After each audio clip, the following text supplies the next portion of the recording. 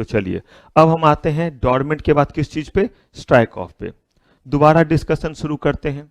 Dormant company का status कितने दिनों के लिए, 5 इयर्स के लिए। इस 5 साल में आप अपनी स्थिति को ठीक कर लेंगे तो क्या करेंगे, और अगर नहीं कर पाए तो किस चीज के लिए, अगर आप खुद नहीं आए स्ट्राइक ऑफ के लिए तो इसका मतलब 2 तरीका हुआ, एक तो आरओसी कर देगा और आप या जो है वो खुद, तो उसको कहते हैं वॉलंटरी जब आप खुद आएंगे, और आरओसी जब करेगा तो कंपलसरी नेचर हो गया, सुओ मोटो हो गया। सुओ मोटो का मतलब होता है जो एक्शन ले उसके तरफ से क्या कह देते हैं, सुओ मोटो। आप खुद आए तो आप सुओ मोटो आए, रेगुलेटरी बॉडी ने किया तो कह देते रेगुलेटरी बॉडी सुओ मोटो। तो यहां पे कह रहे हैं कि 2 चीजें होंगी, या तो एक्टिव और या क्या होंगे, स्ट्राइक ऑफ। एक्टिव हो गए तो ये चैप्टर में आप कभी नहीं पहुंचेंगे, यानी आपके लिए ये कभी भी प्रोविजन एप्लीकेबल नहीं होगा, क्योंकि फिर से कंपनी काम करेगी, सारे कंप्लायंसेस फुलफिल करेगी, समय पे जो अपना एनुअल रिटर्न फाइल करेगी, स्टेटमेंट फाइल करेगी, बिजनेस चलेगी करेगी, और कहीं पे स्ट्राइक ऑफ की नौबत नहीं आएगी। लेकिन हमने माना कि 5 साल के बाद जो है वो कंपनी एक्टिवेट नहीं हो पाई, तभी तो हम इस चैप्टर में पहुंचेंगे। तो अब हम किस पे पहुंच रहे हैं, स्ट्राइक ऑफ। स्ट्राइक ऑफ के लिए पहली बात हम 2 लोगों के स्ट्राइक ऑफ की बात करेंगे। एक तो हम करेंगे किसका, कंपनी, और दूसरा एलएलपी। कंपनी लॉ में बहुत डिटेल में आपको इन चीजों के बारे में बताया जाएगा, लेकिन चूंकि मेरे जुरिडिक्शन में भी है तो थोड़ा मैं भी आपको बताऊंगा कि एलएलपी के बारे में, बस थोड़ा सा, क्योंकि एलएलपी का आप इनकॉर्पोरेशन देखिएगा, एलएलपी कैसे बनाया जाता है वो भी आप देखेंगे। तो कंपनी और एलएलपी दोनों का क्या हम देखें, एलएलपी लिमिटेड लायबिलिटी पार्टनरशिप। तो कंपनी का स्ट्राइक ऑफ कैसे, कितने तरीके हैं स्ट्राइक ऑफ के, ध्यान से, और क्या प्रोसीजर है, किस सिचुएशन में स्ट्राइक ऑफ किया जाएगा। स्ट्राइक ऑफ करने के बाद अगर रिक्वेस्ट करने आते हैं, गिरगिराने आते हैं कि नहीं दोबारा से हमें क्या कर दो, हमारे नेम को स्ट्राइक ऑफ काट दिया था आपने, हटा दिया था, दोबारा हमें क्या कर दो, रीस्टोर कर दो। क्यों भाई रीस्टोर कर दो, तो हमने जिस कारण से आपने स्ट्राइक ऑफ किया था ना, वो सब चीज अब हम नहीं करेंगे और हम चीजों को फुलफिल करेंगे। कोई बात नहीं, मौका हमारे देश में खूब मिलता है, हमें अपने मम्मी पापा देते, कोई बात नहीं बेटा, इस बार नहीं तो अगले बार, अगले बार नहीं तो अगले बार। वैसे ही रेगुलेटरी बॉडी भी मौका देती है कि अगर कुछ कॉन्ट्रावेंशन था, स्ट्राइक ऑफ हुए, अगर आप कहते कि अब हम इस चीज को ठीक कर लेंगे। याद रखिए हमेशा जब भी आप स्ट्राइक ऑफ वाइंडिंग अप के बारे में बात करते हैं तो ये बिल्कुल अंतिम सिचुएशन में हम करते हैं। रीजन, अगर किसी तरह से कंपनी बन सकता है तो क्या कर सकते हैं, अगर बचा सकते हैं तो क्या करें, बचा लें, ताकि इंप्लॉयमेंट वहां पे क्या रहे, लगातार बना हुआ रहे। तो कहा कि अगर स्ट्राइक ऑफ हो गए तो आप खुद से आइए, और अगर आरओसी ने स्ट्राइक ऑफ किया था और आरओसी को लगता है कि मुझसे गलती हो गई, पॉसिबल कहीं कुछ एरर हो गया मेरे साइड में और मुझे लगा कि ऐसा है और मैंने ऐसा कर दिया, बचपन में खूब होता था, अभी मेरे साथ भी होता है, कल रात भी एक बार हो गया था। बताता हूं क्या चीज, कभी कभी पापा आते थे धप से देते थे, और उसके बाद जो है वो बोला जाता था, बोलता था कि नहीं मैं तो ऐसे कर रहा था, तो उन्हें लगता था कि इस समय पीटना सही नहीं था, ये गलती से क्या हो गया, जानना चाहिए था। वैसे ही कल मैं कुछ काम कर रहा था सिस्टम पे, एकाएक मुझे धप धप करके कूदने की आवाज आ रही थी, और मेन गेट खुला हुआ था, ऊपर सीढ़ी जाने का रास्ता, मुझे लग रहा था कि बिटिया मेरी जो है वो सीढ़ी पे आधे दूर जा रही है और वहां से कूद रही, पूरे आतंकवादी है, टेररिस्ट है, पूरे बंदर है। तो उसे जो है मौका मिला, क्योंकि उसके चाचा आ गए थे उस समय तक लाइब्रेरी से, तो उसके बाद उसका उत्पात देखिए। उससे पहले तक तो शांत रहेगी क्योंकि पढ़ते रहेगी, क्योंकि उसका टाइम ही है कि चाचा आ गए तो उसकी भी छुट्टी हो गई, थोड़ी देर जो है दोनों बंदर भालू जैसे करेंगे, फिर खाना वगैरह लगेगा, खाना पीना खाया जाएगा। तो वो मुझे लगा कि सीढ़ी पे चल रही और वहां से क्या कर रही है, धप धप कूद रही है, और आज उसका एक पेपर था, तो मुझे लगा कहीं चोट वगैरह लग जाएगा, फिर जो है मालिश करते रहो पैर में कि पापा पैर में दर्द। तो मैं भीतर से चिल्लाया कि समझ में नहीं आ रहा है, जब तक बोलेंगे नहीं तब तक खुद से जो है वो समझ में नहीं आएगा कि ये नहीं करना चाहिए। अभी थोड़ा ही तेज बोला था, तो तब तक तो अच्छा था, उस तक जो है आवाज पहुंची, लेकिन धीरे से, क्योंकि अगर उसकी गलती नहीं है तब अगर आपने बोल दिया तो फिर देखिए कि वो छोटी सी बच्ची कैसे जो है वो बिख बन जाती है और कैसे जो है वो सांप की तरह आती है और बोलती है समझते नहीं हो तो बोलते हो देते हो, पहले जानना चाहिए तब बोलना चाहिए। अच्छा, तो जो है वो पीछे से, लेकिन उन्होंने आवाज दे दी और कहा कि नहीं नहीं, वो उसके चाचा छोटा वाला रस्सी ला दिए थे कूदने वाला, तो वो नया था इसीलिए 2 बार कूद रही थी। तो अब देखिए कभी कभी क्या होता है कि हम गलत चीजों को क्या कर लेते हैं, प्रेडिक्ट कर लेते हैं, क्योंकि उसे मना किया गया कि बेटा सीढ़ी पे 4 सीढ़ी ऊपर चढ़ करके कूदना नहीं है, क्योंकि या तो पैर में चोट का या कभी बैलेंस बिगड़ा तो मुंह में लग जाएगा। तो जब वो मना कर दिया तो वो काम नहीं करना है, लेकिन ये तो भी मना नहीं किया, तो अब इसके लिए तो फिर नया एक्ट बनाना पड़ेगा कि बेटा दिन में कूदना है, रात में इतने बजे के बाद कूदना, और जब तक वो कानून नहीं बनाए तब तक कॉन्ट्रावेंशन के दायरे में आएगा नहीं। ये बात वो भी अब जान गई है, तब मना किया है। तो पहले बताया नहीं तो ये मैं कर सकती हूँ ना, तो इतना उसे भी पता है कि अगर एक्ट ही नहीं बना हुआ है तो वो कॉन्ट्रावेंशन कैसा। तो वैसे ही अगर मान लीजिए आरओसी से कहीं कोई क्या हो गई, गलती हो गई, और आरओसी चीजों को ठीक करना चाहे तो ठीक कर सकता है। तो यही टोटल कहानी कंपनी के लिए भी पढ़ना है और किसके लिए, एलएलपी के लिए। समझ में आ गया क्या पढ़ना है? हाँ बताइए, आप कुछ कह रहे थे।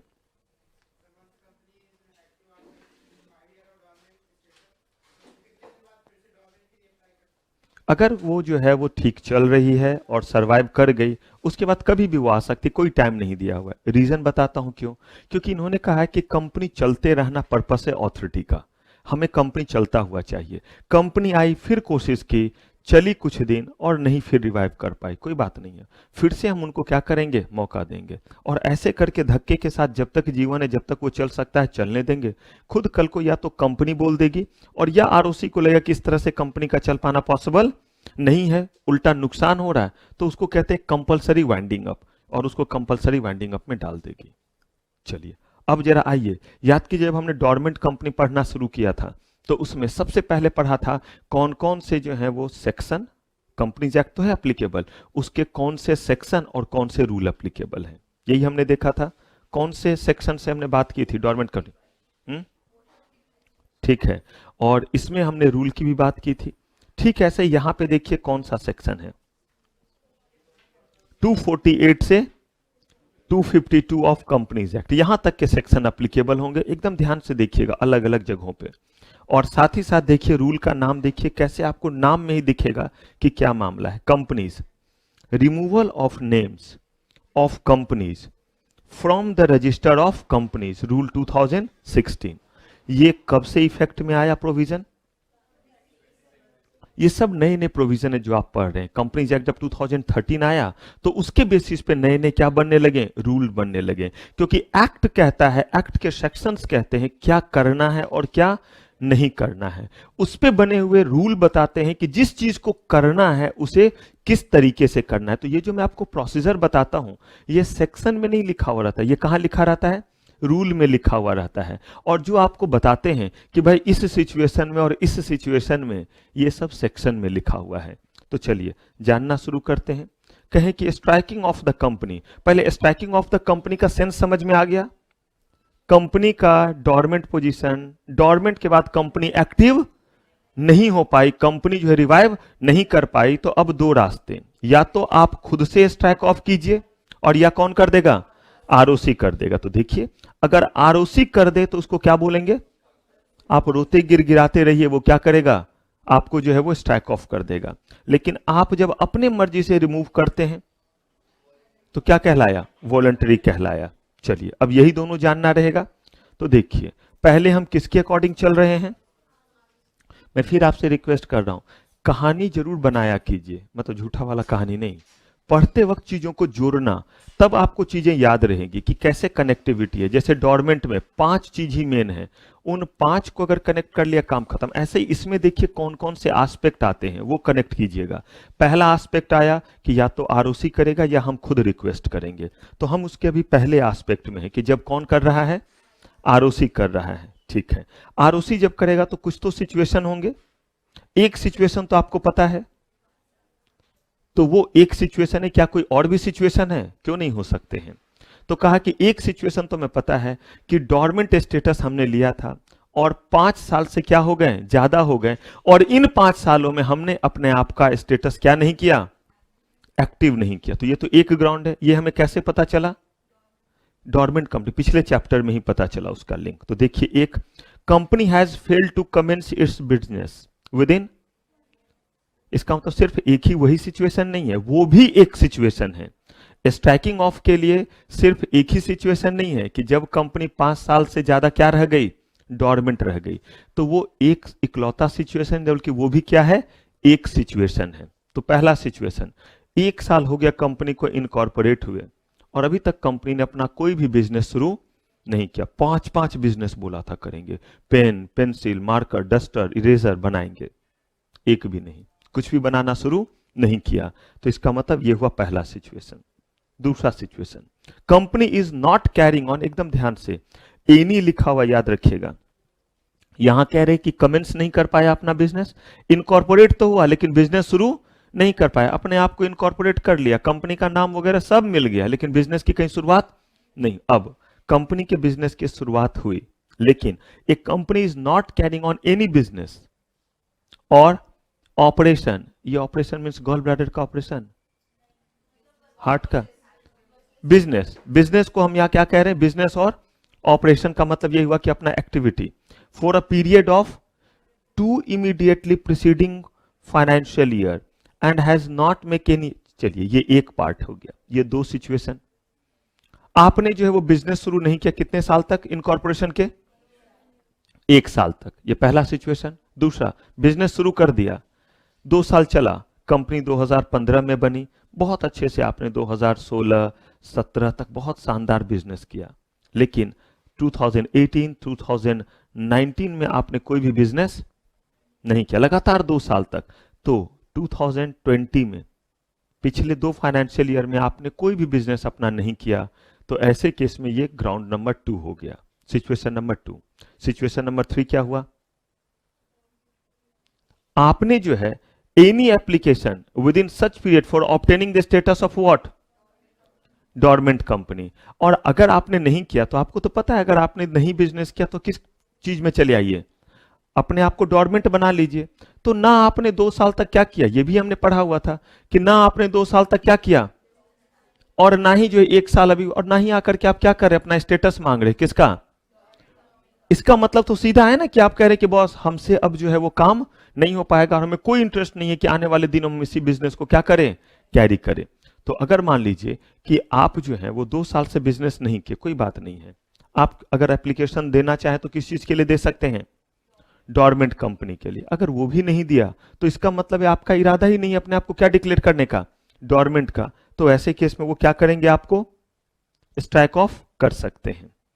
अगर वो स्ट्राइक ऑफ कर सकते हैं तो अब आगे क्या आता है, प्रोसीजर। तो चलिए अब हम इसमें 2-3 चीजों को एक साथ क्लब करते हैं। पहला, कंपनी 1 साल हो गया और कंपनी ने अपना बिजनेस शुरू नहीं किया। दूसरा, बिजनेस तो शुरू किया लेकिन पिछले 2 सालों से उनका कोई भी बिजनेस, साथ साथ एक चीज और याद रखिए, ऐसा है और क्या करने के लिए नहीं आए, डोरमेंट का स्टेटस लेने के लिए नहीं आए। और या ये भी हो सकता है कि कंपनी लगातार कितने साल से डोरमेंट कंडीशन में है, 5 साल से डोरमेंट का। ये इस एक्ट, ये इस सेक्शन में नहीं देकर के किस सेक्शन में दिया हुआ था, हमारा 455 में ऑलरेडी दिया हुआ था, तो वहां से भी हम पिक कर सकते हैं। और वो है कि अगर 5 साल से ज्यादा हो गया किस स्टेटस में रहे हुए, डोरमेंट में रहे हुए, तो आरओसी आपको जो है पूरे राजकीय सम्मान के साथ लात मार करके स्ट्राइक ऑफ पोजीशन में क्या कर सकता है, डाल सकता है, भेज सकता है। जरा देखें प्रोसेस क्या है। अब सिचुएशन समझ में आ गया, अब क्या देखते हैं, प्रोसेस।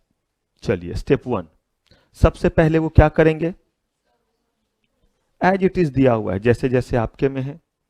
अब जो है वो पहला चीज क्या करेंगे, नोटिस देंगे या नहीं देंगे, कहा गया ऑब्वियस सी बात है, नोटिस देंगे। किस फॉर्म में देंगे, STK1 में देंगे, कंपनी को देंगे और कंपनी के डायरेक्टर्स को देंगे। कंपनी और कंपनी के डायरेक्टर्स को जब वो देंगे तो इस मोड में देंगे कि आप कंफर्मेशन ले सके कि उन लोगों तक चीजें पहुंच गई है, यानी कि स्पीड पोस्ट से दीजिए, रजिस्टर्ड पोस्ट से दीजिए, जिसमें एक्नॉलेज आता है कि हाँ सामने वाले ने क्या किया है, रिसीव किया है। आप चाहे तो पर्सन को भी भेज सकते हैं और वहां से क्या लेकर के आएंगे, एक्नॉलेजमेंट कि हमने आपको क्या भेजा है, क्योंकि कल को वो ये ना बोले कि हमें जो है वो प्रिंसिपल ऑफ नेचुरल जस्टिस को आपने फॉलो नहीं किया। आपको दिखलाऊंगा, एक केस भी आया था कि आपने प्रिंसिपल ऑफ नेचुरल जस्टिस को फॉलो नहीं किया, reasonable opportunity of being heard आपने हमें प्रोवाइड नहीं किया।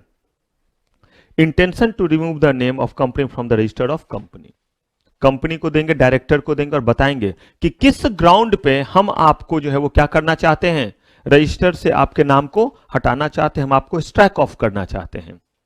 सच नोटिस शुड कंटेन व्हाट,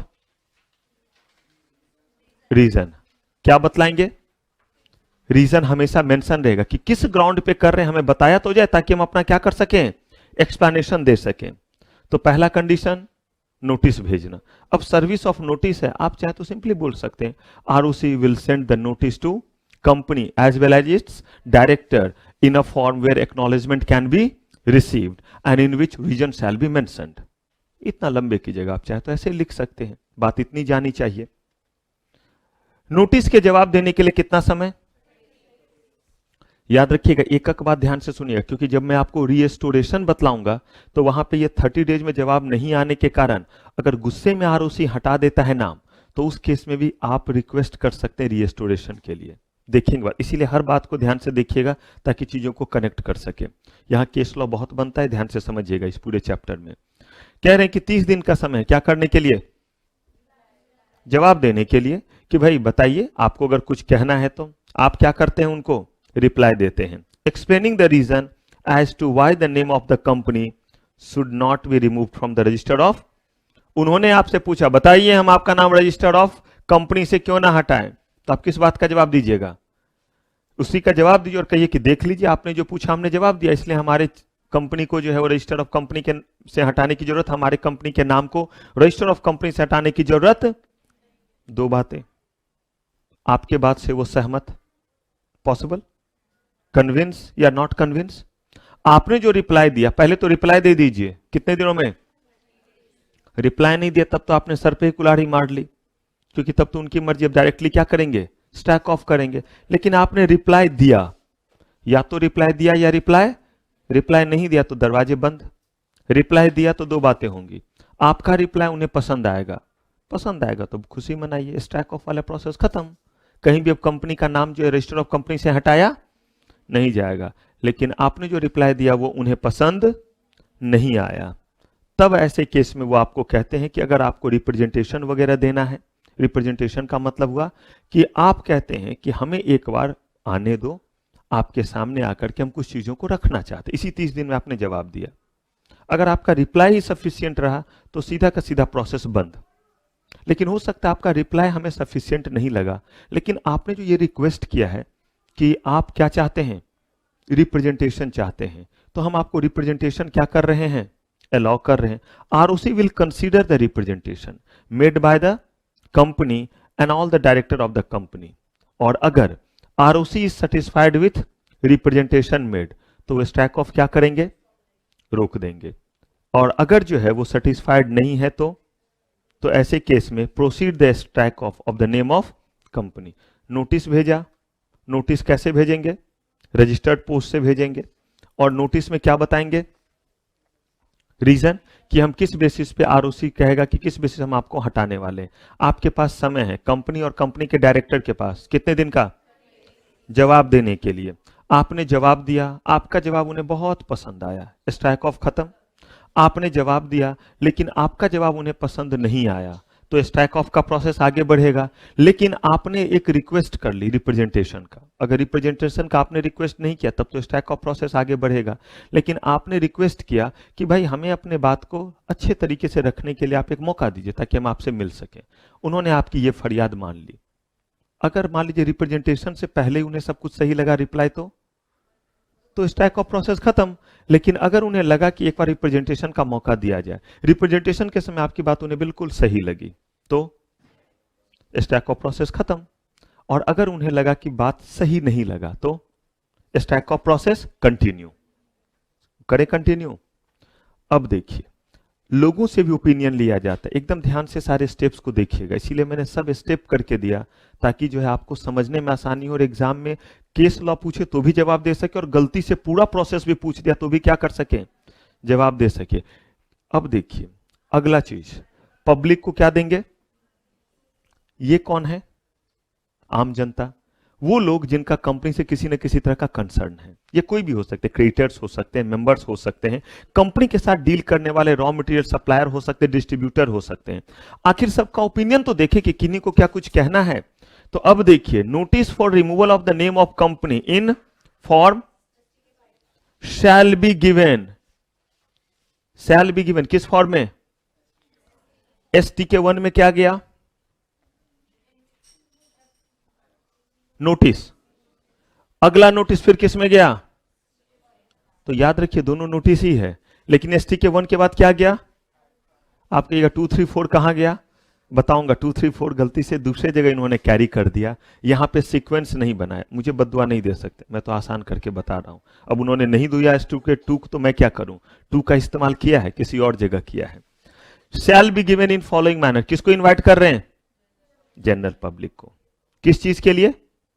नाश्ता, चाय, समोसा, किस चीज पे? Inviting what? बताइए, हम स्ट्राइक ऑफ करने जा रहे हैं। क्या आपको कोई गिला शिकवा है जो मैं आपसे पूछता हूं? तो वैसे ही इनसे पूछ रहे हैं कि जो भी गिला शिकवा है वो आप बताइए। कितने दिन के भीतर? मेरे बर्थडे से, आपके बर्थडे से। जिस दिन क्या किया आपने? नोटिस को क्या किया? पब्लिश किया। अब देखिए कैसे पब्लिश कर रहे हैं वो देखिए। ऑफिशियल वेबसाइट पे डाल दिया या किसके? मिनिस्ट्री ऑफ कॉर्पोरेट अफेयर्स के। पब्लिश कर दिया किसमें? ऑफिशियल गैजेट में। और पब्लिश किया 1 इंग्लिश न्यूज़पेपर और एक किसमें? लोकल। इसके बारे में आपको बता चुका हूं, वर्नाकुलर, लोकल, जहां पे आपका रजिस्टर्ड ऑफिस क्या है? सिचुएटेड है। इसका मतलब देखिए, हम पब्लिक को नोटिस दे रहे हैं और इनवाइट कर रहे हैं कि क्या आपको कोई दिक्कत है इस स्ट्राइक ऑफ से? अच्छा एक ही बताइए, ये बाद में क्यों कर रहे हैं? पहले इनसे ऑब्जेक्शन क्यों नहीं मांगा? एक्टिव तो है ही। हो सकता है कि आप उनके जवाब से सहमत हो जाएं। किनके रिप्लाई से? कंपनी और डायरेक्टर। तो पहले वहां तक तो कर लीजिए। पता चला कि सारे जगह ढिंडोरा पीट दिया और पता चला कि बंदे की गलती ही नहीं थी, और आप भी कहते नहीं नहीं कोई गलती नहीं थी, वहां गलती नहीं थी और सारे जगह जो है बदनाम कर डाला। कह रहे नहीं, पहले उनके जवाब को सुन लीजिए, और अगर उनके जवाब से आपको तसल्ली है तो आगे बढ़ने की जरूरत नहीं है, और नहीं है तो फिर क्या कीजिए? ऑब्जेक्शन के लिए बुलाइए। लेकिन इन तक बात पहुंचे इसके लिए देखिए कितना अच्छा तरीका किया। एक तो कह रहे इंग्लिश न्यूज़पेपर में, और इंग्लिश न्यूज़पेपर जिसका नेशन वाइड सर्कुलेशन हो। सुनाया था ना मैंने कहानी आपको नेशन वाइड सर्कुलेशन का? इसमें सुनाया था या सिक्योरिटी लॉ में सुनाया था? यहां पे जो लिखा हुआ इंग्लिश न्यूज़पेपर, ये इंग्लिश न्यूज़पेपर जो होगा वो लोकल वाला नहीं होगा। शाम को जो न्यूज़पेपर छपता है वो वाला इंग्लिश वाला नहीं होगा। कैसा होगा? जिसका नेशन वाइड क्या होना चाहिए? सर्कुलेशन होना चाहिए। ऐसा इसीलिए टाइम्स ऑफ इंडिया हो गया, द हिंदू हो गया, टेलीग्राफ हो गया, हिंदुस्तान टाइम्स हो गया, ताकि मास लेवल ऑफ पीपल तक बात पहुंच सके। और लोकल इसीलिए ताकि रजिस्टर्ड ऑफिस के जो अगल बगल के वहां की जो बोली बोली जाती है उसमें लोग क्या कर सके? समझ सके। आपको सुनाता हूं ये कहानी, सुनेंगे? नेशन वाइड सर्कुलेशन वाला सच्ची घटनाओं पे आधारित है। ये बात 2002 की है। उस समय मैं कैट की प्रिपरेशन कर रहा था, काफी अच्छा मेरा परफॉर्मेंस था। 2002 की बात है, मैं ग्रेजुएशन फाइनल ईयर में था। तो मेरा 99.25% था कैट में। तो बड़े सारे जगह से कॉल आए थे। I got qualified FMS also.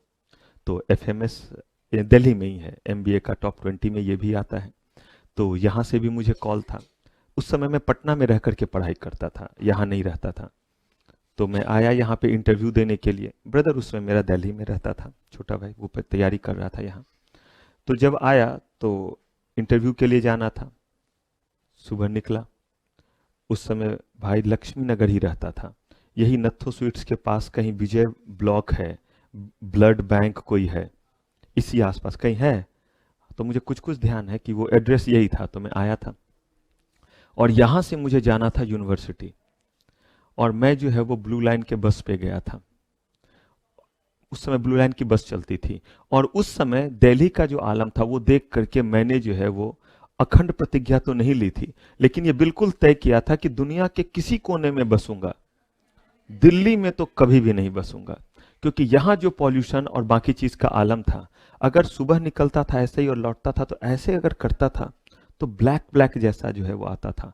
क्योंकि उस समय CNG नहीं था बसों में, कहीं CNG का कोई कॉन्सेप्ट नहीं, एकदम वो डीजल वाली। और ब्लू लाइन की बसेस ऐसे चलती थी, पूछिएगा पापा लोग से, वो बताएंगे। ब्लू लाइन की बसेस इंसान का निशाना लगाती थी और कहती थी तू चल मैं तेरे पे चढ़ूंगा। और अगर आप जो है वो फुटपाथ पे आ गए तो फुटपाथ पे जाकर के, कोई ऐसा दिन नहीं होता था कि ब्लू लाइन की बस ने 4 जो है लोगों को जो है वो नहीं रौंदा हो। और ये जो बस था आपका DTC वाली बस, वो भी लो फ्लोर, और वो लाल वाली बस वगैरह नहीं चलती थी। वो पीला पीला बस, हरा और पीला वाला बस इतना मजबूत सा बस होता था कि अगर हिमालय पर्वत से टकरा जाए तो हिमालय पर्वत चूर चूर हो जाए, देखने में ही लगता था। और जब वो बस चलता था, उसका जो है वो गियर लगाया जाता था तो डिग डिग डिग डिग डिग डिग डिग डिग, और तब जाकर के जो है वो चलता था। जगह तो कहीं नहीं मिलता था जब जाते थे, लेकिन मैंने एक चीज देख लिया था कि अगर वहां सरवाइव करना था और बस में चढ़ना था तो मुझे रेसिस्ट नहीं करना था, क्योंकि अगर मैं रेसिस्ट करता तो कुछ टूट जाता। क्योंकि मेरा जो है, जो मैं कितना हट्टा कट्टा था, तो जो हमारे दुबले पतले हैं, आप इनको समझ लीजिए या इनको थोड़ा और कम कर दीजिए, दोनों साइड से थोड़ा पिचका दीजिए किसी तरफ से, और बस लंबाई थी। तो अब जो है चढ़ना था, तो चढ़ने के लिए अगर मैं रेसिस्ट करूंगा तो सोचिए शरीर में दम नहीं, और रेसिस्ट करूंगा तो क्या होगा, मचक ही आएगी। एकदम मैं अपने आप को ऐसे करके छोड़ देता था, आराम से लोग उठाते थे और फिर चढ़ जाता था। उतरना होता था, आराम से आता था और ऐसे करके हो जाता था। बस ध्यान रखना पड़ता था कि जमीन पे आ गया तो पैर क्या कर दूं, रख दूं, नहीं तो धपाक से नीचे गिर जाऊंगा। बस जो सामान होता था वो ठीक से बस पकड़ लेता था। तो देख कर क्या इंटरव्यू अच्छा गया था। फिर जो है वो लौट रहा था, शाम हो गए थे, समथिंग अराउंड 4:35। तो उस समय जो शाम का पेपर निकलता था इवनिंग में, ये तो जाने का था, लौट के आया। आते वक्त उस समय भीड़ नहीं थी, मुझे जगह मिल गया गलती से, क्योंकि उस समय भीड़ ज्यादा नहीं होती, 7 बजे या 6 बजे के बाद भीड़ शुरू होती है। तो जो भी था 4:30-5 का समय था। एक बच्चा जोर जोर से चिल्ला रहा है, आज की ताजा खबर, शाम का जो नहीं निकलता है संध्या प्रहरी ये सब, तो ऐसे करके चिल्ला रहा है, आज की ताजा खबर, आज की ताजा खबर, ताजा खबर, ताजा खबर, ताजा खबर। और बोले जा रहा है क्या ताजा खबर, माधुरी दीक्षित ने रचाई शादी अमरीश पुरी से, माधुरी दीक्षित ने रचाई शादी अमरीश पुरी से, आज की ताजा खबर। मुझे बड़ा सदमा लगा। नहीं, कोई गलत बात नहीं था, मेरा कोई इंटेंशन नहीं था माधुरी दीक्षित को लेकर के, लेकिन बस सदमा ये सोच करके लगा कि उस टकले के तो वारे न्यारे, लेकिन माधुरी दीक्षित को एक साथ कितनों ने काटा कि उसने जो है वो, उन्होंने इनको चुना, किनको, अमरीश पुरी को। और फोटो जो दिख रहा अभी भी, वो जो है वो फोटो मेरे आंखों के सामने, और उसमें जो है वो रेड जो है वो साड़ी में, दुल्हन वाले साड़ी में माधुरी दीक्षित, और व्हाइट शेरवानी में जो है वो अमरीश पुरी, पूरे टकले होकर के, और दोनों के जो है गले में व्हाइट माला। मुझसे रहा नहीं गया, तो मैंने कुछ किया नहीं, रहा नहीं गया, तो मैंने पेपर वाले को बोला दे दे एक पेपर, देखे तो क्या न्यूज है। तो उसने जो है वो क्या किया, फिर पेपर दिया, मैंने पैसे दिए, उसने पेपर दिया, और तब उसका हाथ हटा तो देखा पूरा न्यूज क्या था, माधुरी दीक्षित ने रचाई शादी अमरीश पुरी से। यहां तक तो ठीक है, बाकी पे तो उसका हाथ था और ऐसे ऐसे दिखा रहा था, फोटो दिख रहे थे। जब हाथ हटा तो दिखा माधुरी दीक्षित ने रचाई शादी अमरीश पुरी से फिल्म कोयला में। कोयला नाम की जो एक मूवी आई थी और उसमें जो है उनकी शादी हुई थी। जरा सोचिए, अगर ऐसे ही अनऑथेंटिक न्यूज़पेपर में हम क्या करते हैं, तो लोगों तक तो पहुंच गया ये नोटिस।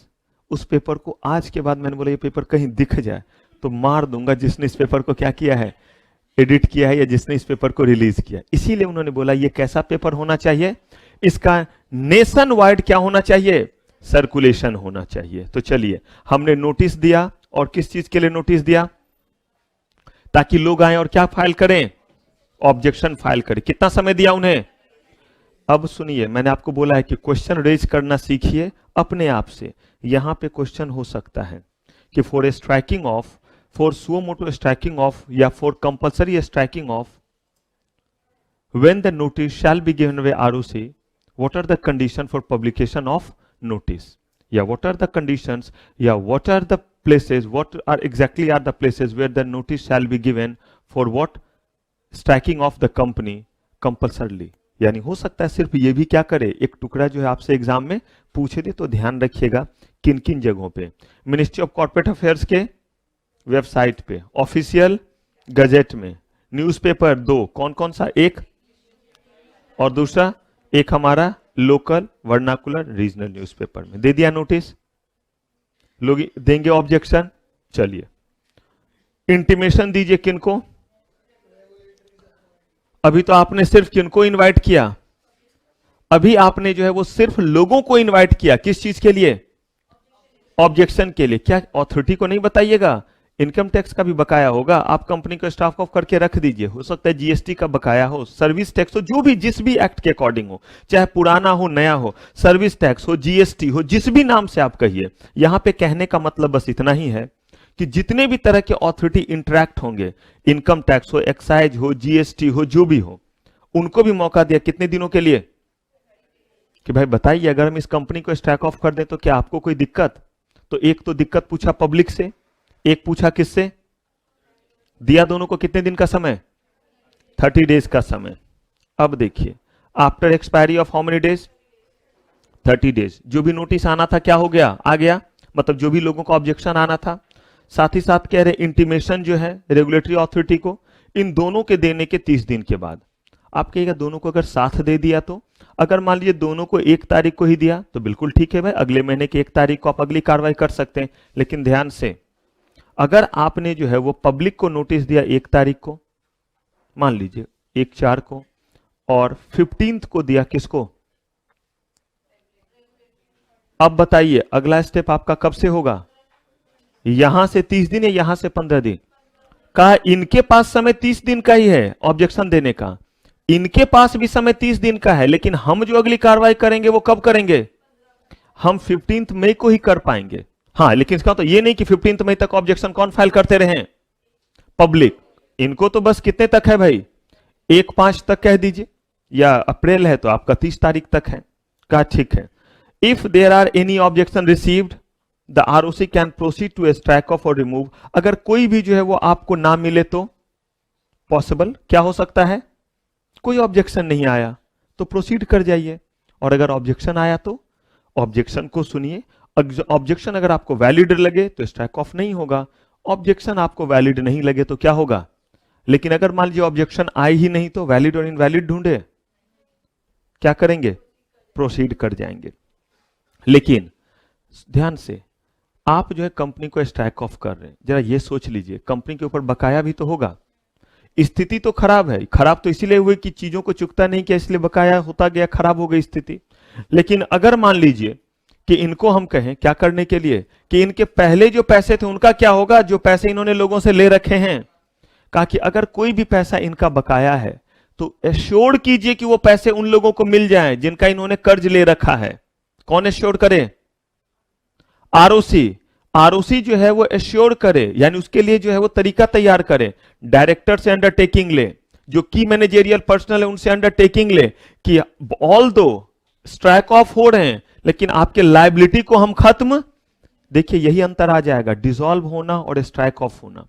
जब आप डिसोल्यूशन और वाइंडिंग अप की बात करेंगे वहां पे सारे आपके लायबिलिटी खत्म हो जाते हैं, मतलब जो भी पुराना था सब क्या हो गया, खत्म हो गया। लेकिन स्ट्राइक ऑफ में जो है आपके पुराने लायबिलिटी को खत्म नहीं कर रहे हैं, वो लायबिलिटी क्या रहेगी, आपकी बनी हुई रहेगी। डायरेक्टर्स और जो भी की मैनेजेरियल पर्सनल हैं उनको वो चीज क्या करना पड़ेगा, चुकता करना पड़ेगा। ये कौन एश्योर करे, आरओसी कर रहा है ना स्ट्राइक ऑफ, तो आरओसी ये एश्योर करे। क्लियर, जो भी अमाउंट पहले के बचे हुए हैं।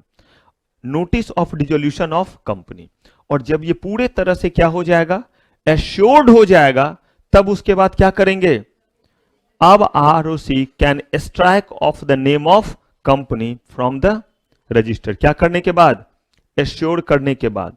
The notice of striking off the name of the company from the register of company and its dissolution should be published in official gazette. किस फॉर्म में, देखिए हर जगह आप देखिए नोटिस नोटिस नोटिस। पहला नोटिस कौन सा गया, STK 1, किस चीज के लिए था, किसको दिए थे नोटिस, कंपनी डायरेक्टर को। दूसरा नोटिस पब्लिक को ऑब्जेक्शन के लिए, किसमें, तीसरा नोटिस कर दिया डिसोल्यूशन, इस चीज को बता दिया। तो देखिए पहला बताया किसको, कंपनी डायरेक्टर को। दूसरा जो है जब उनका जवाब जो सेटिस्फैक्टरी नहीं रहा तो आगे बढ़े, तब बताया पब्लिक को कि देखो करने जा रहे हैं, कोई दिक्कत। उसके बाद अब बता रहे हैं कर दिया, किस फॉर्म में, और कहां पे प्लेस कर देंगे, यही मिनिस्ट्री ऑफ ऑफिशियल वेबसाइट पे, ताकि आपको पता चल जाए कि ये कंपनी क्या हो गई है, स्ट्राइक ऑफ हो गई। The company shall stand dissolved on publication of this notice in, और जब ऑफिशियल गजेट में इसका नाम डाल देंगे तो उस दिन से क्या माना जाएगा, पूरे तरह से डिसॉल्व माना जाएगा। तो चलिए एक बार आप वापस आइए मेरे साथ, जयकारा लगाते हैं। सबसे पहले हम लोगों ने देखा कि कौन से वो हालात है जिस हालत में हम क्या करेंगे, स्ट्राइक ऑफ करेंगे। हालत देख लिया। अब स्ट्राइक ऑफ दो तरीके से, या तो कंपनी आएगी वॉलंटरली या आरओसी करेगा कंपल्सरली। आरओसी वाला पढ़ना हमने शुरू किया और हमने देखा कि आरओसी अगर करेगी तो इस केस में सबसे पहला स्टेप क्या है, नहीं, पहला स्टेप प्रोसीजर, नोटिस देगी एसटीके 1 में। ये नोटिस कंपनी को देगी और किसको देगी, और उसमें रीजन बताएगी कि देखिए हम इस ग्राउंड पे स्ट्राइक ऑफ करने वाले हैं, आपको जो कहना है वो कहिए। कितने दिन का समय है इनके पास, 30 डेज का समय। अगर इनको कुछ कहना है तो ठीक है। इन्होंने रिप्लाई दिया, रिप्लाई सफिशिएंट था, स्ट्राइक ऑफ क्या हो गया, खत्म, कोई कार्रवाई आगे नहीं। लेकिन अब अगर मान लीजिए कि रिप्लाई सफिशिएंट नहीं था, इनको सेटिस्फैक्टरी नहीं लगा, लेकिन उसमें जो है वो एक बात लिखा हुआ था कि हमें कम से कम रिप्रेजेंटेशन का मौका दे दीजिए, अगर आपको ये चीजें सफिशिएंट डॉक्यूमेंट नहीं लगता है तो हम आके चीजों को बताना चाहते हैं। उन्होंने आपको मौका दे दिया तो क्या होगा फिर, रिप्रेजेंटेशन। आप रिप्रेजेंटेशन में जाएंगे। रिप्रेजेंटेशन में आपने जो बोला इस बार उनको पसंद आ गया, क्योंकि उस समय उतना इफेक्टिवली लिख करके आप नहीं दे पाए, लेकिन जब उसी चीज को आप सामने बता रहे थे, बहुत बार ऐसा होता है व्हाट्सएप पे किसी को जवाब दीजिए और फिर सामने रह करके अगर कोई गिला शिकवा कुछ ऐसा कंफ्यूजन है तो व्हाट्सएप पे कि नहीं नहीं सॉरी सॉरी सॉरी, हर बार सॉरी सॉरी, तो आपने इधर से कुछ ऐसा वाला बनाया तो उसने उधर से नहीं, इमोजी विमोजी खेलते हैं तो वो बना दिया, हाँ जो भी नाम कहते हैं। अब उसके बाद आपने जो और गुस्सा दिखाया तो उधर से गुस्सा आया तो आपने 2 गुस्सा दिखाया, या उधर से गुस्सा आया तो आप फूल दिखाते हैं कि नहीं मेरे तरफ से सॉरी, जो भी हो। ये मैं और मेरी बिटिया खेलते हैं, अगर मैं जो है वो एक जो है उसको भेजूंगा कोई भी चीज तो वो तरबूज क्या क्या ढूंढ ढूंढ करके ढेर सारा भर देती है, 6-7 पेज तक तब तक कर रही होती है, और मैं स्क्रॉल करते करते थक गया। आप कहते हैं सर तो स्क्रॉल क्यों करते हैं, एक बार देखिए हटा दीजिए, नहीं, फिर पूछती है बताना जरा वो वाला इमोजी तो ऐसा था, और अगर कहीं मैंने नहीं बताया, अच्छा तो देखने का भी टाइम नहीं है जो मैंने भेजा है, तो वो देखना पड़ता है कि उसमें किस किस तरह के क्या हैं, और बीच बीच में ऐसा एक डाल देगी, अच्छा वो देखा था टैप वाला जो भेजा था, मैं बोलता हूँ हाँ बेटा वो बहुत अच्छा था, दूध था दही था, वो तो भेजा ही नहीं था। तो वो सारे चीज इसलिए मजबूरी में क्या करना पड़ता है, मेट्रो में बैठ करके सारे इमोजी को स्क्रॉल करना पड़ता है कि दिमाग में रहे। आप क्या रट्टा मारते, मुझे भी रट्टा मारना पड़ता है इन चीजों का। तो अब जो है रिप्रेजेंटेशन सफिशिएंट रहा तो स्ट्राइक ऑफ का प्रोसेस खत्म, और अगर नहीं रहा तो प्रोसीडिंग क्या हो गया, शुरू। अब हम किनको नोटिस भेजेंगे, पब्लिक को। किस फॉर्म में, STK 5। कितने दिन का समय देंगे, अगर कोई गिला शिकवा है तो वो अपना ऑब्जेक्शन फाइल करे। साथ ही साथ हम जो है वो रेगुलेटरी बॉडी को भी, वो रेगुलेटरी बॉडी जो भी कंसर्निंग रेगुलेटरी बॉडी है उनको हमने दिया, उनके पास भी समय कितना। अब इन दोनों के जहां 30 डेज खत्म होते हैं, अगर एक ही डेट पे आपने भेजा था तो एक साथ खत्म होगा, आगे पीछे भेजा था तो आगे पीछे। चीजों को आपने देखा, कोई ऑब्जेक्शन नहीं आया, क्या करेंगे, स्ट्राइक ऑफ कर देंगे। ऑब्जेक्शन आया और ऑब्जेक्शन वैलिड है, स्ट्राइक ऑफ प्रोसेस खत्म। ऑब्जेक्शन तो आया लेकिन ऑब्जेक्शन वैलिड नहीं लगा आपको, तो भी आपने क्या कर दिया, स्ट्राइक ऑफ। स्ट्राइक ऑफ करने के बाद दोबारा लोगों को बता देते हैं कि अब हम फाइनली इसको क्या करेंगे, डिसॉल्व। लेकिन उससे पहले आप ये श्योर कर लेंगे कि जो भी बकाया है कंपनी का वो सब कंपनी जो है वो चुकता करने में क्या है, कैपेबल है, और उसके डायरेक्टर और की मैनेजरियल पर्सनल से जो है पर्सनल क्या ले लेंगे, अंडरटेकिंग ले लेंगे। अगर ये मिल गया है तो आप फाइनली क्या देंगे, पब्लिक के बीच में नोटिस कि हम इनको क्या कर रहे हैं, डिसॉल्व कर रहे हैं। और ये नोटिस किस फॉर्म में देंगे, STK 7। ये आपका कंप्लीट प्रोसेस है। हाँ जी,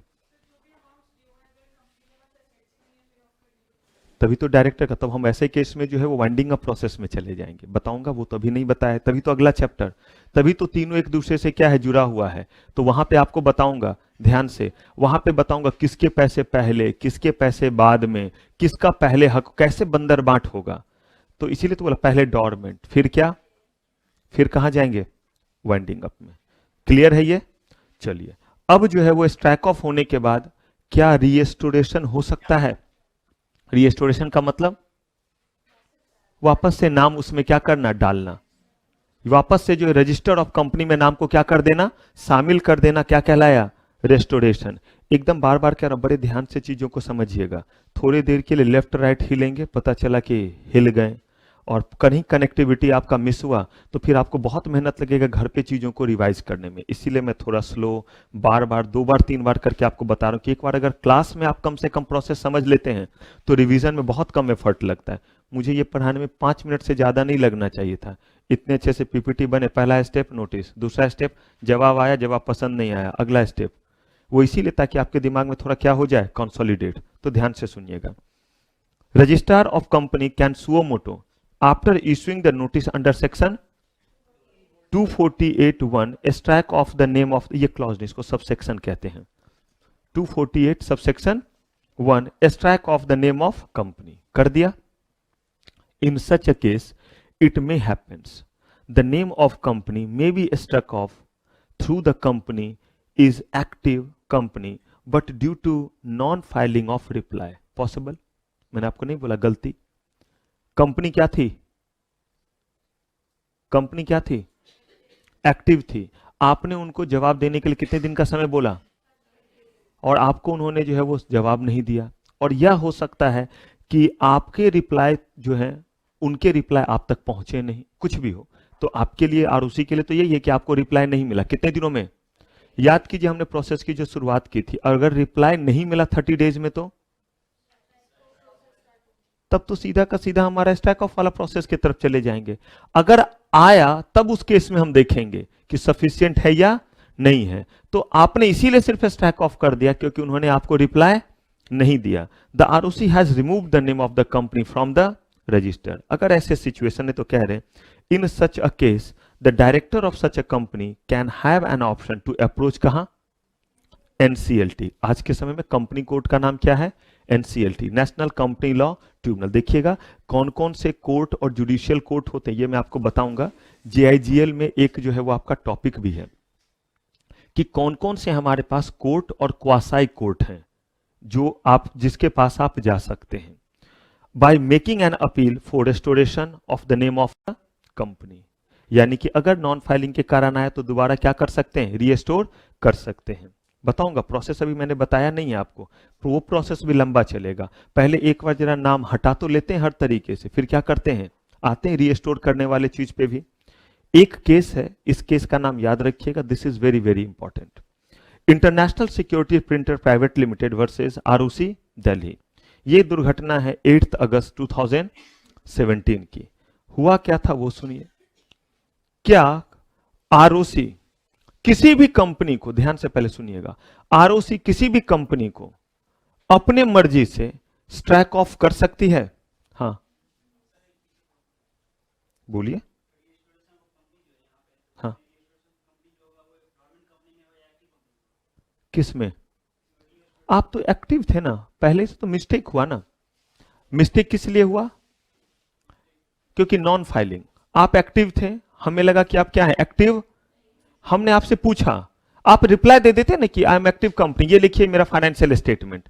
जो मेरा फाइनेंशियल स्टेटमेंट है उससे पता चल गया कि आप कौन सी कंपनी है, एक्टिव कंपनी है, क्योंकि आपके जो फाइनेंशियल ट्रांजेक्शन थे वो आपने दिखला दिया कि उन चीजों को छोड़ करके भी हमने क्या किया है, ट्रांजेक्शन किया है। लेकिन आपने ये रिप्लाई ही नहीं दिया तो हमने क्या माना? मैंने आपसे पूछा रिवीजन किए हैं, चुपचाप बैठे हैं। फिर मैं पूछा रिवीजन करके आए हैं, आप चुपचाप बैठे। और मैंने बोला कि जो रिवीजन करके नहीं आएगा उसे मैं बाहर निकालूंगा, तो मैंने बोला कि बाहर निकलिए। अब उसके बाद जो है वो बाद में आप कह रहे सर खांसी था, उस समय बोला नहीं जा रहा था इसीलिए नहीं बोल पाए थे, मैंने रिवीजन किया हुआ है। तो ठीक है, आइए और क्या कीजिए, बैठिए। तो यही बेसिकली सिचुएशन है।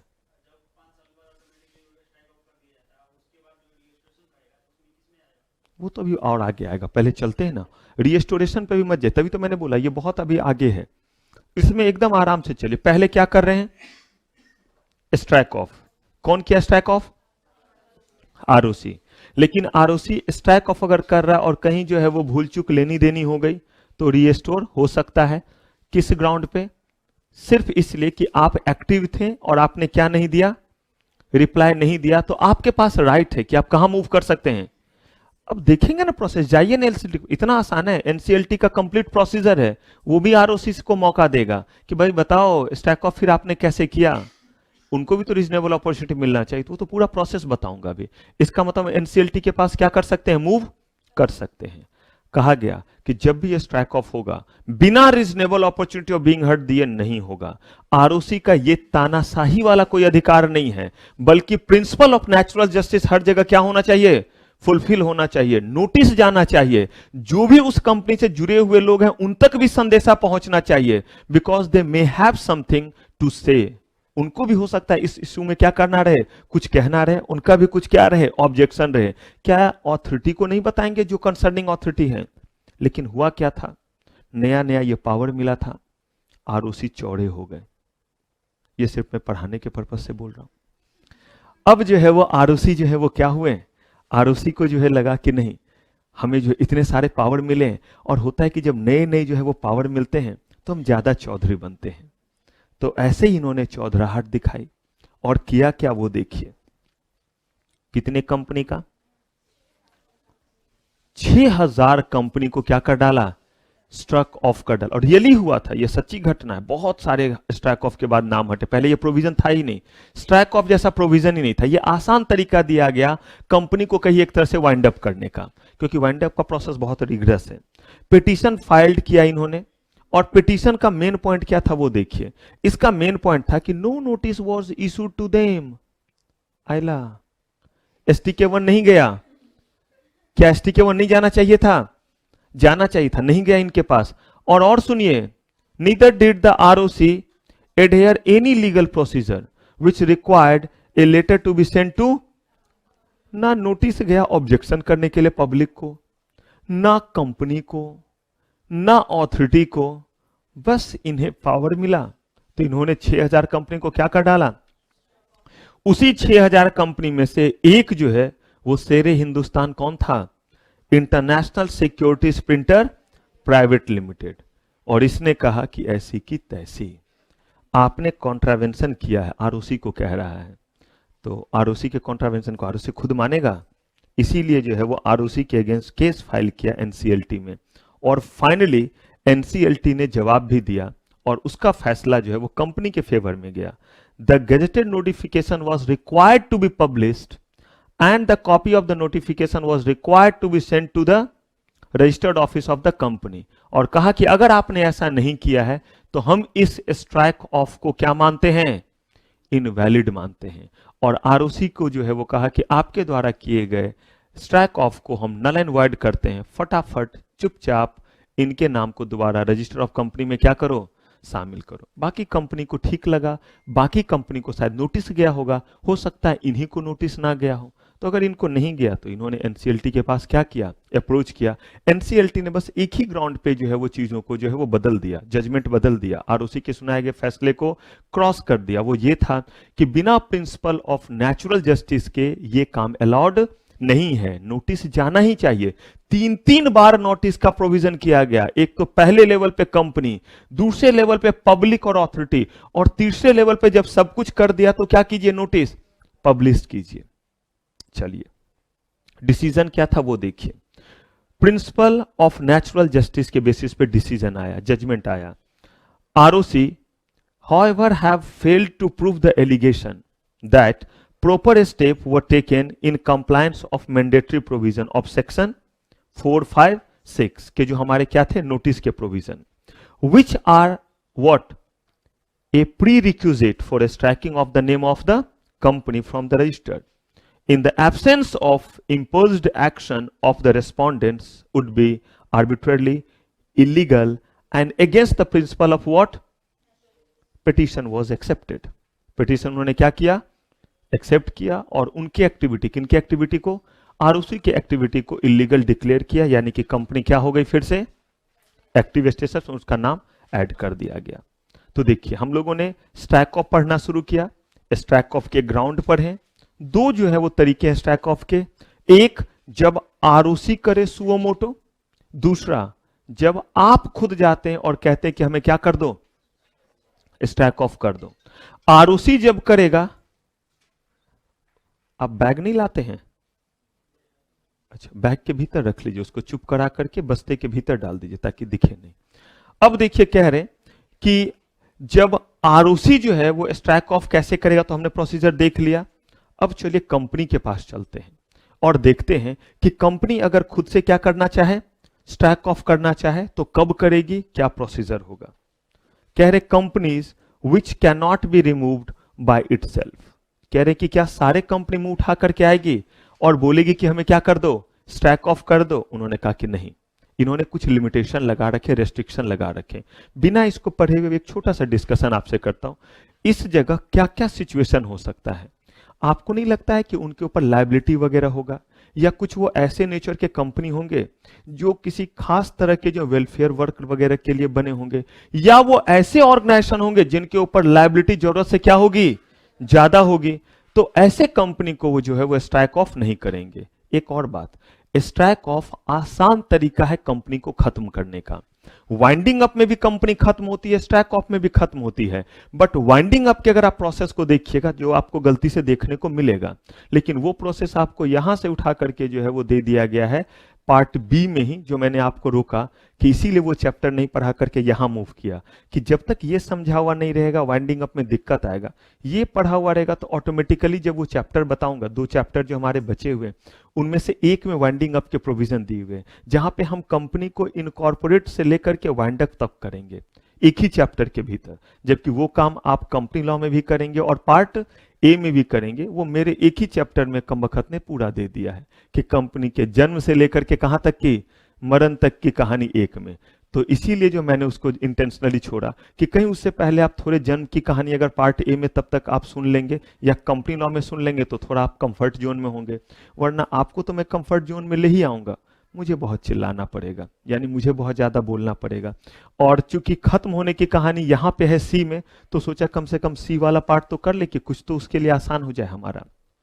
तो कहा सारे कंपनी खुद से अगर ऐसे ही मुंह उठा के चले आएंगे तब तो ये बड़े आसानी से अपने सारे लायबिलिटी को क्या कर देंगे, छोड़ करके जो है वो सोचेंगे इससे अच्छा हम क्या हो जाते हैं, स्ट्राइक ऑफ ही हो जाते हैं। तो देखिए वो अच्छा कंपनी ने लोन ले रखा है, कंपनी का लोन चल रहा है, तो वैसे केस में जो है बैंक वगैरह का भी परमिशन, कह रहे हैं कि यही सिचुएशन यहां पे है। सबसे पहले लिस्टेड कंपनी, क्यों, पब्लिक का पैसा लगा हुआ है, कह रहे हैं कि ये इतने आसानी से ये स्ट्राइक ऑफ वाले प्रोसेस में नहीं आ सकते हैं। यहां पे रिजोल्यूशन वगैरह जैसी बात आएगी, एसआर पास करना, ओआर पास करना, इस तरह की बातें आएंगी, क्योंकि ज्यादा सीवियर इन नेचर हो गया ना, क्योंकि बहुत सारे पब्लिक यहां पे क्या है, इन्वॉल्व है। याद कीजिए डोरमेंट कंपनी के केस में हमने पढ़ा था, वहां भी लिखा हुआ था कि क्या लिस्टेड कंपनी डोरमेंट स्टेटस में जा सकती है, बोला उनके लिए ये एप्लीकेबल नहीं है, उनके लिए तो बहुत सारे और प्रोविजन है जो कंप्लाई करने पड़ेंगे।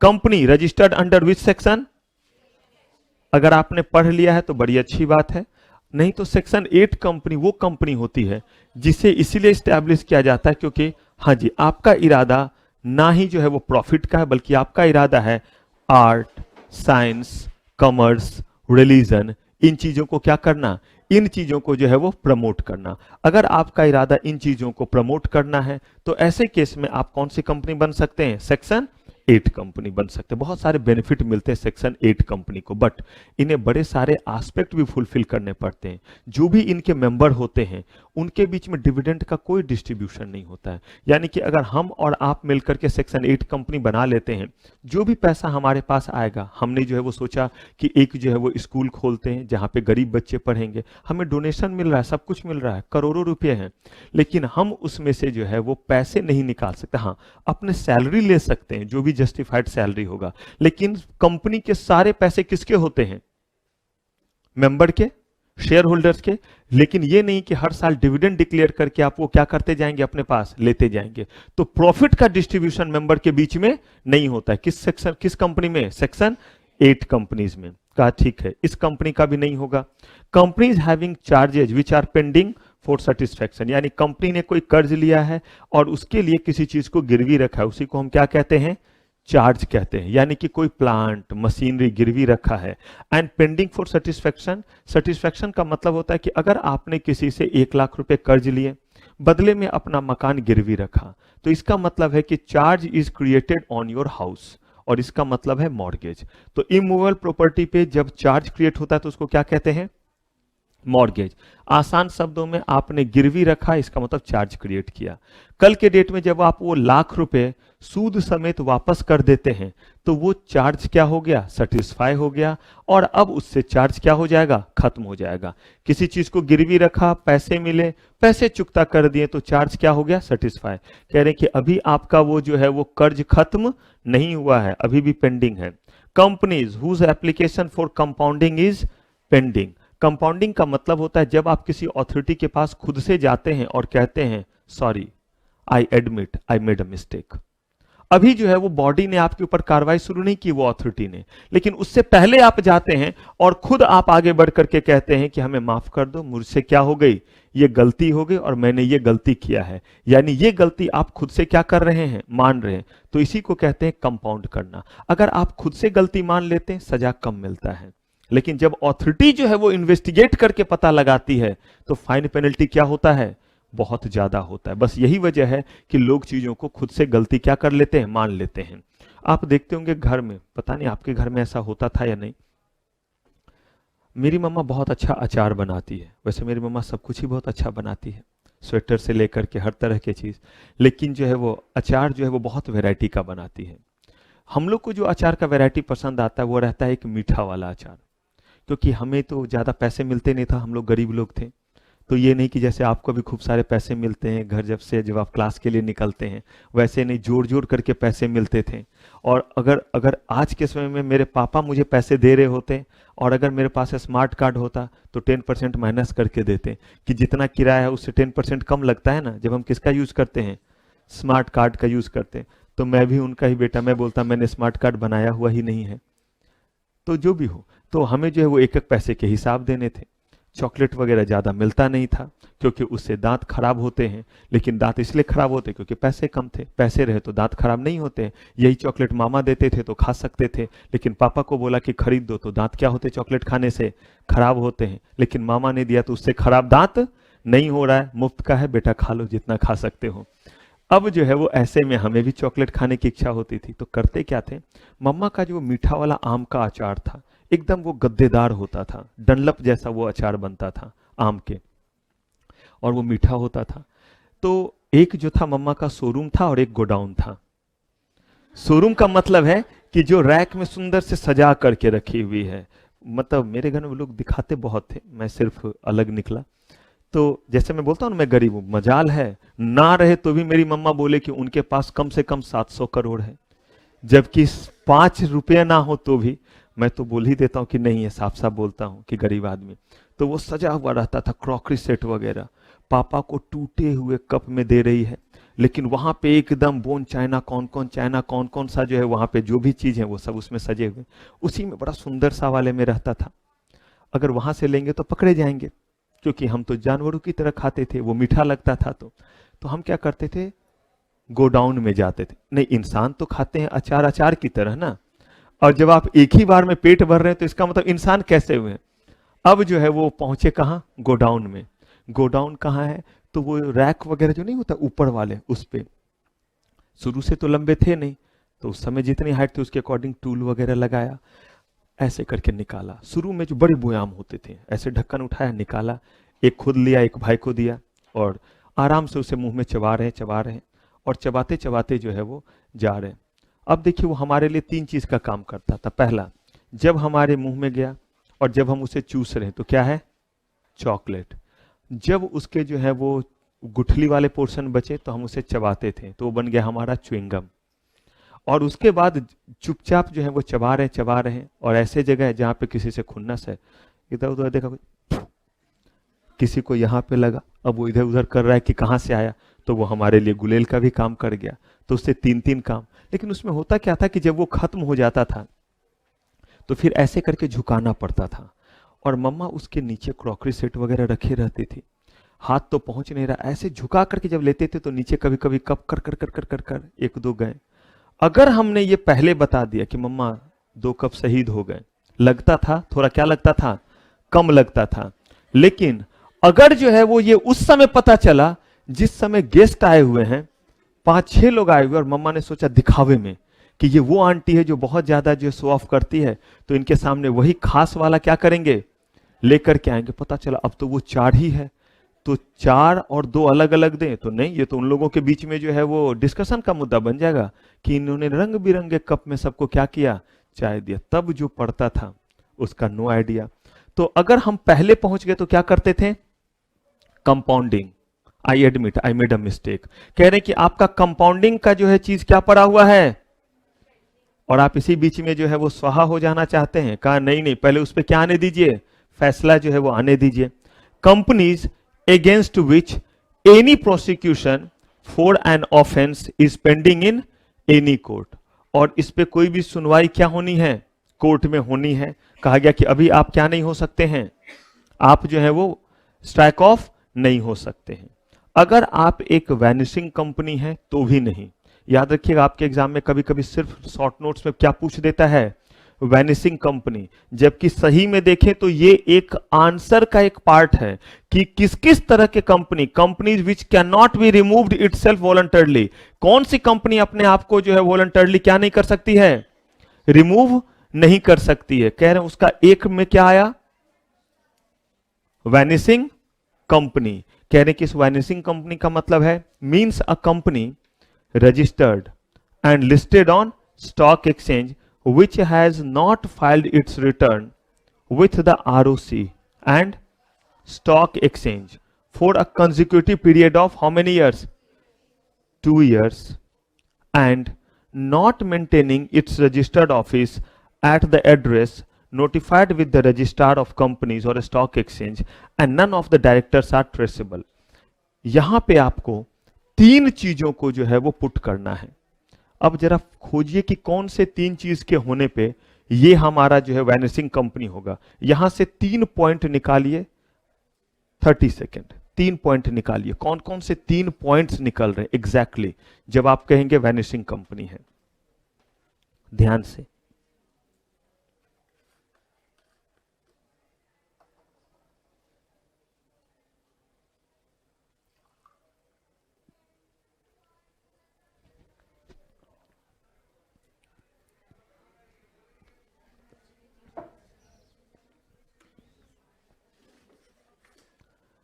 Three aspects.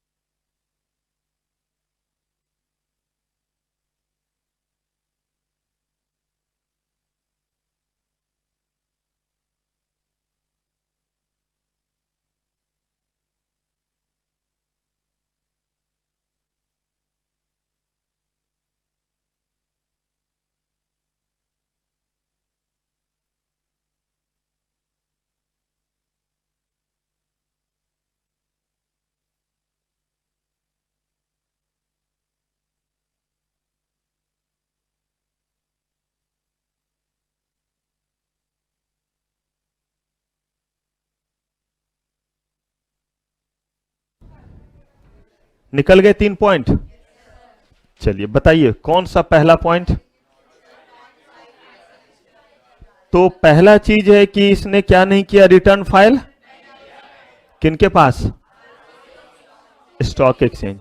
अब देखिएगा स्टॉक एक्सचेंज वाली बात सिर्फ जो है जो ग्रुप 2 में है उनको जब हम एलओडीआर पढ़ेंगे, नेक्स्ट क्लास में हम एलओडीआर पे पहुंचेंगे तो वहां पे देखेंगे, तो वहां पे हम देखेंगे एलओडीआर के प्रोविजन को कि कैसे वहां भी फाइल करना पड़ता है। लेकिन अगर कंपनी लिस्टेड नहीं है तो कहां जाना था, चाहिए था आरओसी में। और कितने साल से नहीं गया है, ये 2 साल है या लगातार 2 साल है, लगातार 2 साल है, ठीक है, पहला चीज। दूसरा, नॉट मेंटेनिंग इस registered office at the address notified, जिस जगह पे बोला था हमारा रजिस्टर्ड ऑफिस है, हमारा रजिस्टर्ड ऑफिस नहीं है।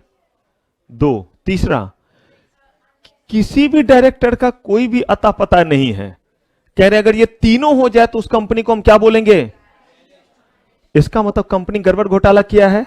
अब जरा देखिए, एक तो गड़बड़ घोटाला किया है, अभी तक अनट्रेसेबल हो रहा है, और अब अपने आप को क्या करना चाहता है, स्ट्राइक ऑफ, ताकि पुराने सारे झोल झाल से बच जाएं। बोला गया कि ना, आप अपने नाम को स्ट्राइक ऑफ नहीं कर सकते वॉलंटरली।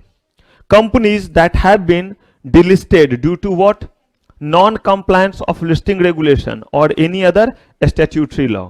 चलिए, जो लोग ग्रुप 2 में भी हैं, डिलिस्टिंग के केस में 2 सिचुएशन था, कौन कौन सिचुएशन था, और वॉलंटरी।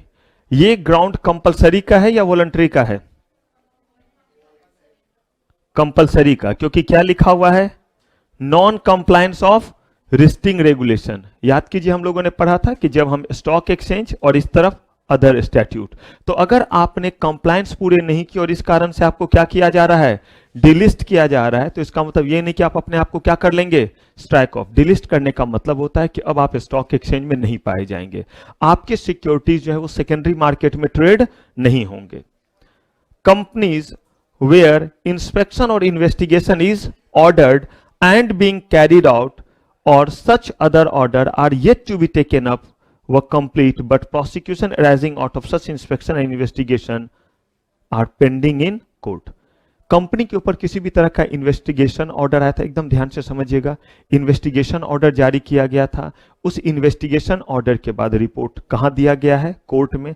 कोर्ट का अभी तक फाइनल जजमेंट नहीं आया है। आसान शब्दों में, किसी भी तरह से आपके ऊपर कोई भी पेंडिंग केस है, कोई भी कंपाउंडिंग का मामला है, तो आप अपने आप को इस समय स्ट्राइक ऑफ नहीं कर सकते, क्योंकि स्ट्राइक ऑफ करने का मतलब कंपनी खत्म हो जाएगी। आपके ऊपर ये सारे जो चीज चले इनको क्लियर तो कीजिए, उसके बाद आप सोचिए ना कि आपको स्ट्राइक ऑफ होना है या नहीं होना है। कंपनी जिन्होंने क्या लिया हुआ है, public deposit, and which are what, या तो आउटस्टैंडिंग अभी बकाया बचा हुआ है, या company is in default in repayment of the same. यानी कि आपने 10 लाख लिए थे पब्लिक डिपॉजिट से, 8 लाख तो दे दिए हैं लेकिन अभी भी 2 लाख बचा हुआ है, या तो सिचुएशन ये, जबकि आप टाइम पे देते जा रहे हैं लेकिन कितना बचा हुआ है, और या तो आपने जो है वो 5 लाख दे दिया है और अगला जो आपका जाना चाहिए था जिस समय पे वो नहीं गया, उसका अगला ईएमआई भी नहीं गया, यानी कि लोगों को जो जाना चाहिए था, यानी कि ऑलरेडी आप क्या कर चुके हैं, या तो बचा हुआ है या क्या कर चुके हैं। तो ऐसे केस में क्या नहीं हो सकता, स्ट्राइक ऑफ नहीं हो सकता है। The company shall not make any application for a strike off if any time in the previous 3 months the company has done any of the following. यानी कि अगर इनमें से कोई चीज किया है कितने दिनों में, पिछले 3 महीने में, तो भी आप स्ट्राइक ऑफ के लिए एप्लीकेशन नहीं दे सकते। देखिए हम यही देख रहे हैं कौन कौन से कंपनी जो है वो क्या नहीं कर सकते हैं, स्ट्राइक ऑफ नहीं कर सकते। अब हम आ रहे हैं सिचुएशन में, तो देखिए हमने शुरू किया पढ़ना voluntary strike off. Voluntary strike off में सबसे पहले हमने देखना शुरू किया कि क्या सारे कंपनी अपने आप को जो है वॉलंटरी स्ट्राइक ऑफ में स्ट्राइक ऑफ के लिए एप्लीकेशन ला सकते हैं, नहीं। हमने एक लिस्ट तैयार किया और हमने कहा कि अगर आप इस लिस्ट को क्या करते हैं, देखते हैं, तो इसमें जो जो कंपनी है वो अपने आप को क्या नहीं कर सकता है, वो अपने आप को जो है वो स्ट्राइक ऑफ नहीं कर सकता है। क्या नहीं कर सकता, अपने आप को स्ट्राइक ऑफ नहीं कर सकता है। कहा ठीक है, वो हमने देख लिया। कहा कि क्या कोई ऐसे भी सिचुएशन है, हम इनमें से कोई भी नहीं है, लेकिन इसके अलावा क्या कोई ऐसे सिचुएशन है जिस सिचुएशन में हमें स्ट्राइक ऑफ नहीं करने दिया जाएगा। कहा हाँ, और वो सिचुएशन है कि आपने कोई डिफॉल्ट और गड़बड़ी नहीं, 3 महीने, पिछले 3 महीने में इनमें से कोई काम आपने ना किया हो।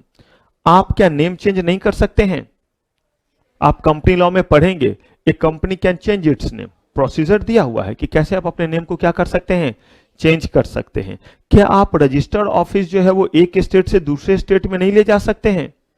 यहां भी प्रोसीजर दिया हुआ है कि कैसे कंपनी अपना रजिस्टर्ड ऑफिस चेंज करती है। और यहां पे आप सिचुएशन देखेंगे, with in the city, with in the state, outside the state, outside the jurisdiction of ROC, बड़े सारे सिचुएशन आपको मिलेंगे। कहा लेकिन यहां जो सिचुएशन है वो ये है कि पहले जिस राज्य में थे उस राज्य से क्या हो रहे हैं। कहा कोई बात नहीं, आप कर सकते हैं, लेकिन कितने दिनों तक, इस 3 महीने में नहीं कर सकते। यानी कि जब आप स्ट्राइक करने के और स्ट्राइक ऑफ करने के लिए जा रहे हैं, उससे पिछले 3 महीने में ना आपने क्या किया हो, नेम चेंज किया हो, और ना आपने अपना रजिस्टर्ड ऑफिस एक स्टेट से दूसरे स्टेट में चेंज किया हो। लेकिन अगर विद इन द सिटी किया हो तो has shifted its registered office from one state to another, लेकिन हमने स्टेट चेंज नहीं किया, दिल्ली में ही थे। या मान लीजिए कि यूपी में चलते हैं, बड़ा स्टेट है, कानपुर से इलाहाबाद, एक ही स्टेट हुआ या नहीं हुआ। कहा ऐसे केस में, कहा ये ग्राउंड नहीं दिया हुआ है, इसका मतलब इस सिचुएशन में कर सकते हैं। लेकिन अगर हमने स्टेट चेंज किया है तो कितने दिन के लिए नहीं कर सकते, नेम चेंज किया है तो 3 महीने के लिए। Has made a disposal for value of property और राइट हेल्ड बाय इट, इसका मतलब आपने जो है वो कहीं अपने किसी एसेट्स को, किसी प्रॉपर्टी को क्या किया है, सेल ऑफ किया है। क्या आप नहीं कर सकते अपने किसी प्रॉपर्टी को सेल ऑफ, नया एक्वायर नहीं कर सकते हैं।